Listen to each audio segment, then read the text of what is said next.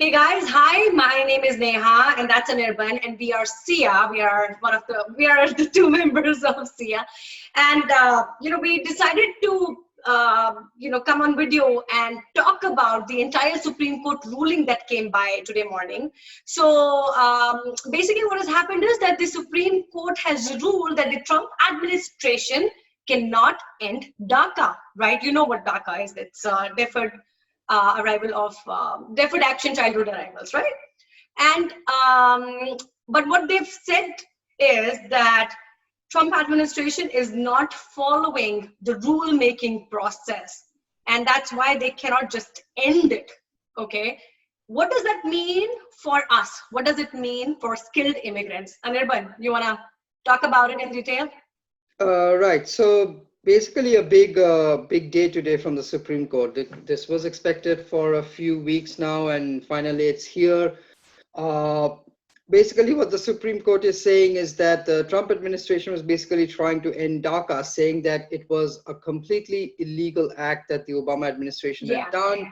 Yeah. So since it's completely illegal, we want to make it null and void. That was basically because it was an executive order that came during Obama administration. Yeah. Right. So there are basically two big implications to it. One was obviously, it immediately makes DACA illegal, which means, the status of like 1.3 million people who are using DACA immediately, gets into an illegal status. It, all the information is with the administration, and considering how they could literally round them up and deport them. Right. The second thing was basically the reason why the Trump administration was trying to go to the Supreme Court, and that's big, is because this essentially would have voided any sort of program like what the DACA is. So even in future, if a future like Democratic president comes, that president would not have been able to bring about a program like DACA again, because Supreme Court would have already ruled that this is illegal. So that was the primary reason why they were going to the Supreme Court in the first place, that not only do we stop it, but we will stop, future Democratic presidents from ever doing this again. Right. So that was the big deal. So what today Supreme Court said is this program is not illegal. The way it was done is not illegal, and you cannot just simply stop the program. So they're not saying that you cannot stop the program. You basically have to go through the rulemaking method, which is lengthy, and you have to do that. So it was pretty clear in the 14-page the judgment that came out today, and basically said that it did not follow the Administrative Procedure Act. So you will basically have to go through the rulemaking method in order to do it. So that's the big part. Right. Now I think this is the premise that kind of works in favor of H4EAD also, because there's been a lot of cloud over the fact that H4EAD, we know government's intention is to completely resign it, but I think with this ruling, we can kind of breathe right now. Right. This is big in case of H4EAD. What it basically does is, obviously, we know any day the executive orders for the employment-based immigrants could come any day, right? And we have all gotten all this, snippets and leaks of what's going to happen. There are talks about 3-year extensions being reduced to 2 years. There are obviously talks about H4EAD being cancelled. Correct. And many other stuff. MOPT being taken away, and God knows, there are just so many things that are involved. Right. Entry of all H1s, L1s, J1s would be banned. So all these, we have already gotten, leaks and snippets of what's going to happen. Right. So considering that the Trump administration did try, like they already have the rulemaking in process that they want to take away H4EAD. This could have been a big opportunity for them. Unemployment being high with the pandemic. This was like a perfect storm that they wanted. Right. Use that excuse. So we were obviously, I think all of us were pretty worried that just with the executive order, he could just. They would not cancel it, but essentially he will stop people from renewing it. So essentially sunset the program. So Obviously, people whose EADs are remaining now, they continue to work, but you basically won't be able to renew it in the future, and that will be Right, which is happening anyways, Anirban. Come on, come to think about it. I mean, the way the whole administration and the processing delays, I mean, it's taking anywhere between 3 months to about an year for one H4 EAD renewal. So they could not do it through the rulemaking process just yet, right? So this is the backdoor route that they're using. Right. Yeah. So I mean, obviously, the big thing that they did was the biometrics, right? So essentially, earlier what they used to do is, H1B renewal, you file your H4 extension with it, and you file the EAD with it. And if you file it in premium processing, you get all three of them approved within 15 days. That used to be the norm. Now, I would like to say here that H1B can be extended by premium processing, but not H4 and not EADs. I mean, this question comes up all the time, right? Like, why can't I file H4 in premium, and why are they doing it? So you cannot do it. I would say that USCIS was doing it like as a norm. It's good. It's just good practice. Right. You're sending 3 applications together. You're filing one of them in premium processing. It was basically a good faith gesture on USCIS part. Exactly. Yeah. Right. Because what are you going to do with the other 2 anyway if one is approved, right? So because the H4 is completely dependent on the H1 status anyway. So they used to do it as a good faith gesture. Well, not anymore with this administration. So what they came up with is the biometrics, which was just a step, right? Yeah, just a step. Jobs. Yeah. Just to basically add a step.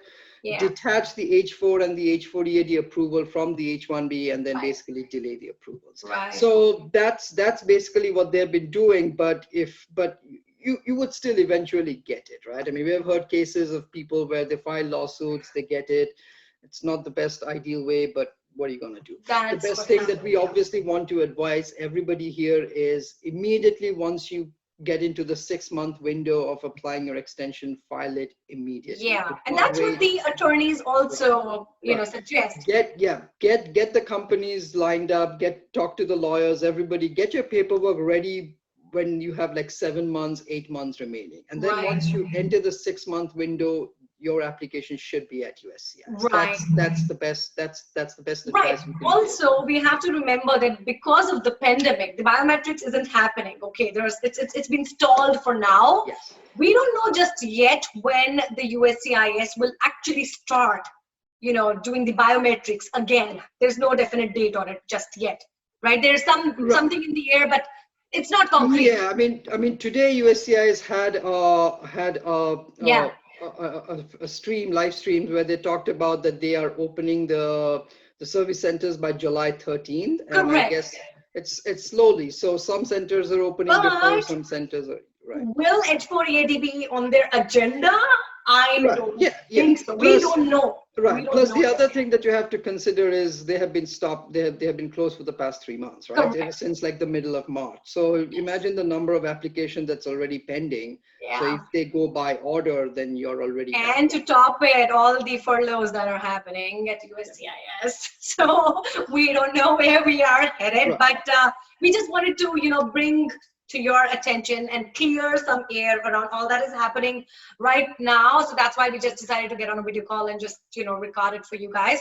So in no way is this any sort of a legal advice. Since we follow immigration, that's how we know it. And I think one piece of advice, Anirban, that you would like to give to people, I think, stay strong. Right. So basically, this is good news in a way that, we can basically use the same, whatever argument that the Supreme Court placed today, the same can be applied for H4 EAD. So we were obviously very worried that, H4 EAD may be on the chopping block with this upcoming EO.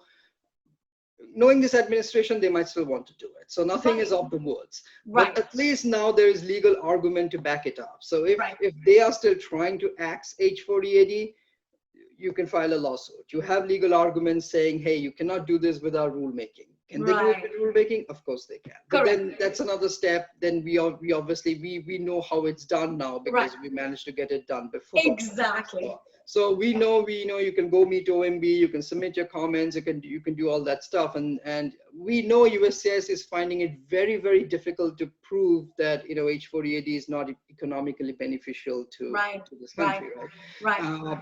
They cannot prove that H4 visa holders are quote unquote taking jobs away from Americans.